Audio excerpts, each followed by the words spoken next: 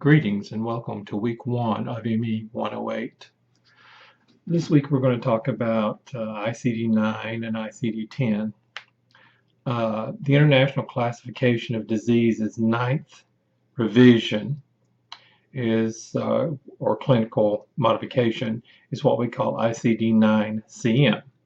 And it's the U.S. Health System's adaptation of the international ICD-9 standard list of 6-character alphanumeric codes to describe diagnoses, standardizing codes that improve consistency among the physician in recording patient symptoms and diseases for the purpose of payer claims, reimbursements, and clinical research. ICD-9 consists of a list of codes corresponding to diagnoses and procedures recorded in conjunction with hospital care in the United States. These codes may be entered onto a patient's electronic health record and used for diagnostic, billing, and reporting purposes. Related information is also classified and coded in the system, and this includes symptoms, any complaints the patients have, causes of injury, and mental disorders. The United States Department of Health and Human Services and the Centers for Medicare and Medicaid Services, or CMS, created the ICD-9-CM as an extension of the ninth revision. International Classification of Diseases, ICD-9. This is what the World Health Organization established to track mortality statistics across the world. ICD-9 was ratified in 1975 at a WHO conference and is the lingua franca upon which a majority of the United States healthcare payment systems based. Other code sets such as diagnosis-related groups and specialty-specific languages compose the rest of it, or the balance of it. It's stable, and many standards and practices have developed around the ICD-9. However, most other countries moved to a more granular and more data-rich ICD-10 when it was released in the 1990s. And this left the U.S. way behind, which, we're kind of behind in a lot of things lately.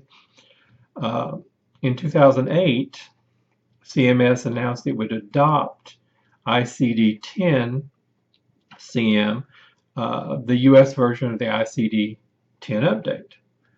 Commercial insurers typically follow CMS's lead when it comes to standardized disease coding and follow suit, making it de facto national standard. However, due to technical and political issues surrounding the adoption of ICD-10-CM, its implementation has been put off numerous times. Some of the reasons physicians and hospitals cling to ICD-9 include its less rigorous clinical documentation and its ability to justify common patient care episodes with general codes. Its implementation timing coincides with other major U.S. health IT initiatives, including nationwide EHR, establishing national health information exchanges, and data-intensive accountable care organizations. Upgrading from ICD-9 to ICD-10 will result in a significant workflow changes that require physicians to treat more upfront patient care documentation that's fully reimbursed at the claims stage weeks or months later. And we know about claims. They could happen in a week. It could take a month. It's possible that some sectors of the U.S. healthcare, like the small employer-based payers, long-term care facilities, nursing homes, prison medical systems, may never convert to ICD-10-CM. This would render the U.S. healthcare a hybrid. So it would be an ICD-9, ICD-10 system for years to come. In 2017, ICD-11 is going to be released by WHO, or the World Health Organization. The first ICD set, whose development was digitally crowdsourced. While the idea didn't have a deep support among U.S. policymakers, the American Medical Association and other large organizations have suggested that replacing ICD-9 with ICD-11 and skipping 10 altogether merits more research. It's important that coders understand how the new system will impact the use of medical terminology. You'll be expected as a coder to understand a more extensive set of medical terms. During the transition, let's say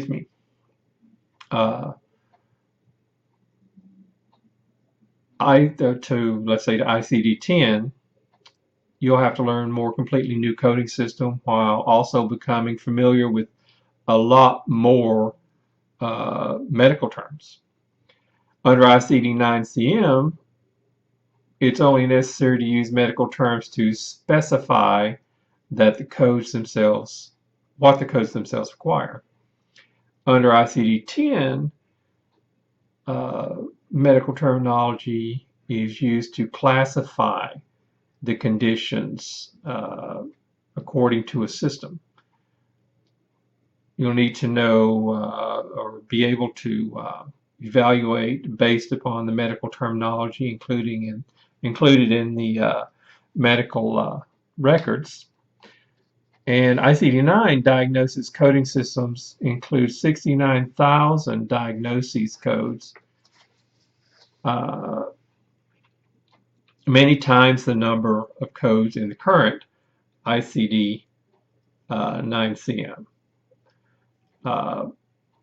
The use of more related medical terminology always allows diagnoses and conditions to be described in greater specificity.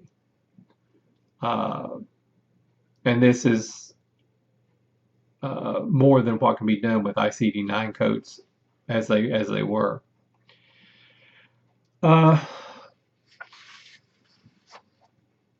Let's talk about ICD-10 a little bit.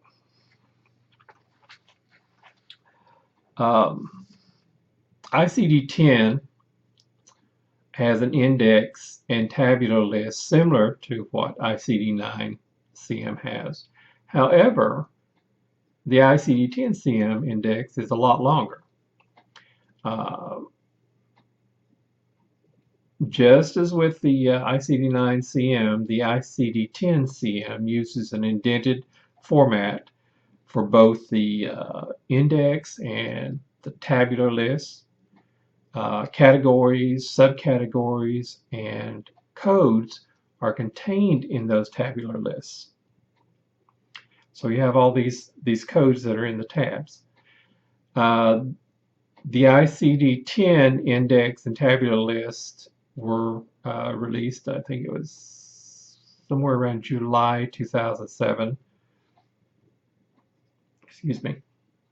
The draft ICD-10 official guidelines were released in June 2003 through the CDC. Coding professionals will need to monitor the National Center of Health Statistics website for any new versions of the guidelines. index and tabular lists before implementation. So, just because you've been given ICD-10, you can't just implement it without looking to make sure that there aren't some upgrades, because a lot of times a business will implement something, and what they're implementing is, let's say, uh, um, ICD-10, but it's like first generation. So there are some upgrades to that. So you have to go check those out. And just like with ICD-9, proper coding relies on the use of the guidelines, which are house the information about coding conventions for ICD-10-CM, general use guidelines, chapter-specific guidelines for the tabular list, coding guidelines, which are also in the index. The two parts of the ICD-10-CM index are the index to diseases and injury, and index to external cause of injury. The table of drugs and chemicals and the neoplasm table are all housed in the index to diseases and injury. The former VEET codes are now called Z codes, and they're contained in Chapter 21, factors influencing the health status and contact with health services. Now, what's the difference between the ICD-9 and the ICD-10? Well, the ICD-10-CM differs from the ICD-9-CM in its organization and structure, code composition, and level of detail. ICD-10 codes may consist of up to 7 digits, with the 7th digit extensions representing a visit, encounter, or sequelae for injuries and external causes. So there's a little bit of difference between the two in the fact that ICD-9, if I remember correctly, is up to 3 to 5 characters, and ICD-10 is 7 characters, or 7 digits. Digits is the term I should have used. And each one is in its own subgroup, so and tells you what that is and what it's connected to. So as you can see, there's a lot to learn. So it would behoove you to research, check out ICD-9, ICD-10, see how things are going on ICD-9, but make sure that if you're working with ICD-10, you keep a constant check on any upgrades, because this week they may code this problem with this number letter combination. Next week they may change one of the letters, or they may change one of the numbers.